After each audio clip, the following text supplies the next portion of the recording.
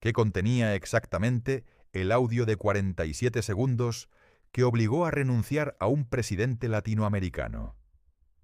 ¿Por qué esas pocas palabras fueron suficientes para destruir una carrera política de 30 años? Y más importante, ¿quién grabó esa conversación privada y por qué decidió filtrarla? Esta es la historia más explosiva de traición política en la era digital.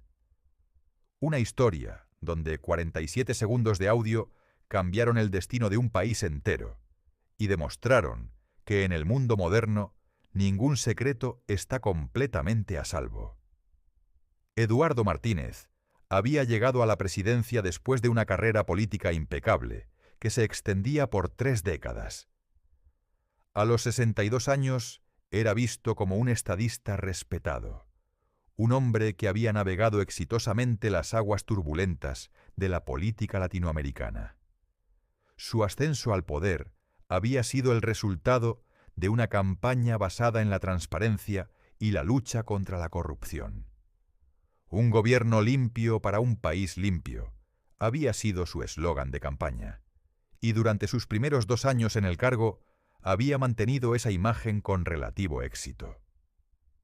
Martínez era conocido por su estilo cauteloso y diplomático. Rara vez se arriesgaba con declaraciones controversiales y siempre mantenía un tono medido en sus apariciones públicas. Su equipo de comunicaciones había construido cuidadosamente la imagen de un presidente prudente y confiable.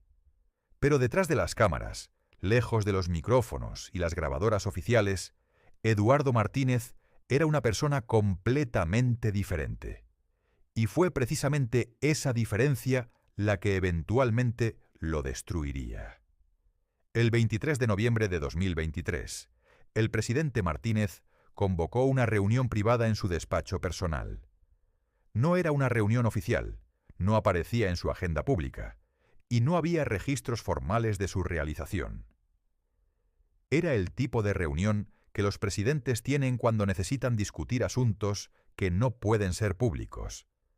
Los asistentes eran su círculo más íntimo: el jefe de gabinete, Ricardo Vega, el ministro del Interior, Carmen López, y su asesor personal más cercano, Miguel Santos, quien había estado con él durante toda su carrera política. El propósito oficioso de la reunión era discutir la respuesta del gobierno a una serie de protestas que habían surgido en la capital durante la semana anterior. Las manifestaciones, inicialmente pacíficas, habían escalado cuando grupos más radicales se infiltraron entre los manifestantes. La conversación comenzó de manera rutinaria. Discutieron estrategias de comunicación, posibles concesiones a los manifestantes y formas de reducir la tensión sin aparecer débiles ante la oposición. Pero fue a los 23 minutos de la reunión cuando la conversación tomó un giro que cambiaría todo.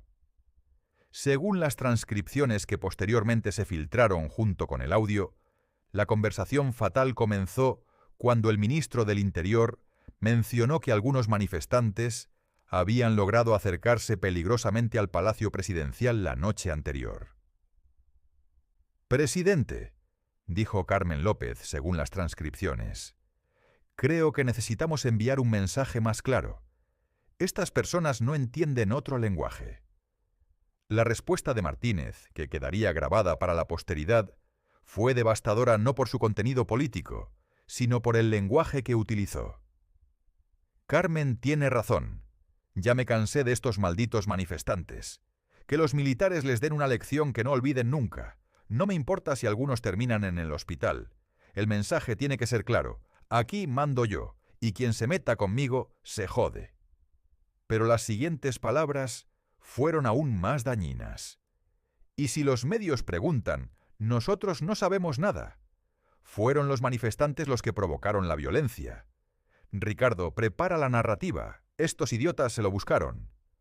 Exactamente 47 segundos de audio que contenían no solo una orden implícita de represión violenta, sino también una conspiración para encubrir las acciones del gobierno.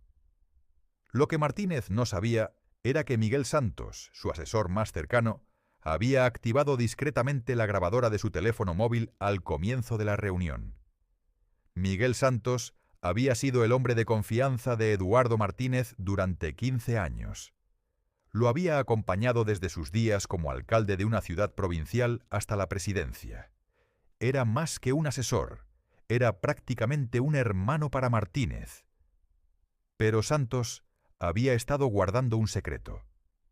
Durante meses había estado documentando conversaciones privadas del presidente, inicialmente como una forma de protegerse a sí mismo en caso de que algo saliera mal. La política era un juego peligroso, y Santos quería tener evidencia de que él solo seguía órdenes. Sin embargo, lo que había comenzado como autoprotección se había convertido en algo más complejo. Santos había comenzado a cuestionar las decisiones de Martínez, especialmente su creciente autoritarismo en las reuniones privadas, que contrastaba drásticamente con su imagen pública de moderación. El punto de quiebre para Santos llegó 3 días después de la reunión, cuando efectivamente se desplegaron fuerzas militares contra los manifestantes. El operativo resultó en 23 heridos y 2 muertos. Cuando los medios cuestionaron al gobierno sobre el uso de fuerza excesiva, Martínez negó cualquier orden presidencial y culpó a los elementos violentos entre los manifestantes. Santos sabía que estaba mintiendo. Había escuchado la orden directa y tenía la prueba. La decisión de Santos de filtrar el audio no fue impulsiva. Durante una semana, luchó con el dilema moral de traicionar a quien había sido su mentor y amigo, versus revelar lo que consideraba una grave violación de la confianza pública. Su estrategia fue cuidadosamente calculada. En lugar de entregar el audio directamente a los medios, decidió filtrarlo a través de redes sociales, donde sería más difícil de rastrear hasta él. El 3 de diciembre, Santos creó una cuenta anónima en Twitter y subió el audio con un mensaje simple: «El pueblo merece saber quién es realmente su presidente». Pero el audio inicialmente no recibió mucha atención. Solo unas pocas docenas de personas lo escucharon en las primeras horas. Fue cuando Santos decidió enviarlo también a grupos de WhatsApp de periodistas, activistas y políticos de oposición que la situación cambió dramáticamente. En grupos privados de WhatsApp, el audio comenzó a circular con velocidad vertiginosa. En menos de 6 horas había llegado a cientos de grupos. En 12 horas, miles de personas habían escuchado las palabras del presidente. El momento crucial llegó cuando el audio fue publicado por un influencer político con 2 millones de seguidores en redes sociales. Su publicación con el título «El verdadero rostro del presidente» se volvió viral en cuestión de horas. Para la medianoche del 3 de diciembre, el audio había sido reproducido más de 5 millones de veces en diferentes plataformas. Los hashtags 47 segundos de verdad y Martínez miente se convirtieron en trending topic mundial. Los medios tradicionales, que inicialmente habían sido cautelosos sobre reportar audio no verificado, se vieron obligados a cubrir la historia debido a la presión de las redes sociales. La respuesta del gobierno fue desastrosa.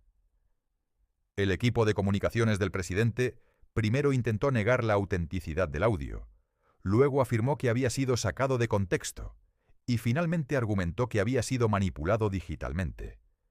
Pero análisis forenses independientes confirmaron la autenticidad de la grabación. La voz era indudablemente la del presidente Martínez. La crisis escaló rápidamente. En menos de 24 horas después de que el audio se volviera viral, manifestaciones masivas llenaron las calles de la capital exigiendo la renuncia del presidente. El Congreso anunció que iniciaría inmediatamente un proceso de impeachment. Varios ministros comenzaron a distanciarse públicamente del presidente y su propio partido político empezó a fracturarse. La presión internacional también se intensificó. Organizaciones de derechos humanos condenaron las declaraciones del presidente y varios países vecinos expresaron su preocupación por la situación.